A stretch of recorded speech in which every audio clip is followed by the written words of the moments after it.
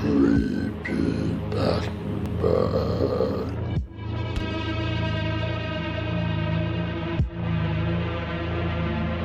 Good evening!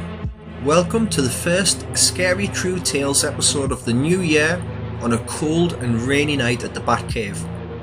Tonight's episode is one that defies any sort of category. Our story comes from London and is incredibly strange. Make yourself comfortable, get yourself a hot drink, and let this story bring us some winter warmth.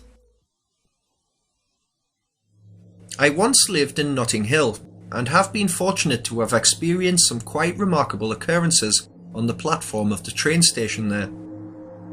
These events are either out of place or anachronistic individuals I had seen. The first was a man on the opposite platform. I will try to keep to the description and let you draw your own conclusions.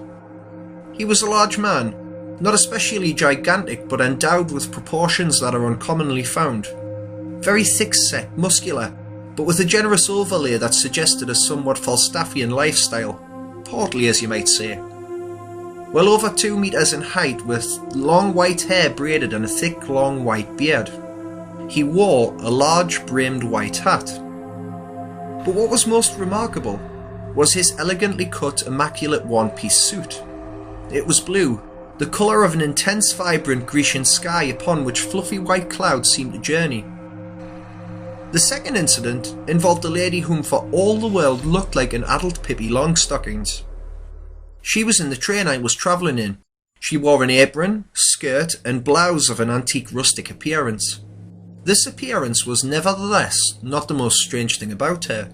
It was her rather direct behaviour to the man sitting beside me, a rather ordinary looking chap. This lady standing by the carriage door was seemingly enraptured by him. I remember looking around and no one seemed to notice her. Fair enough, you may say. However, what happened next was very uncomfortable. She knelt in front of this unresponsive man in a way I can only describe as in proposal. Still, the man did not react. Then she began to bark, yes, bark at him. This was most curious. No one else including the gentleman noticed or reacted.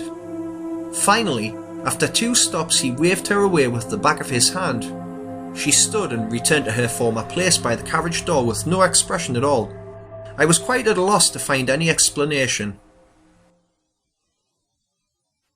Hello folks, it's your old Uncle Creepy here.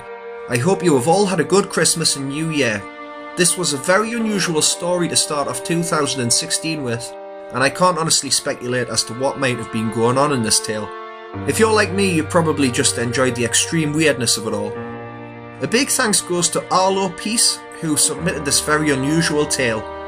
If you liked this video, why not give it a thumbs up and subscribe so that you don't miss out on what's coming next.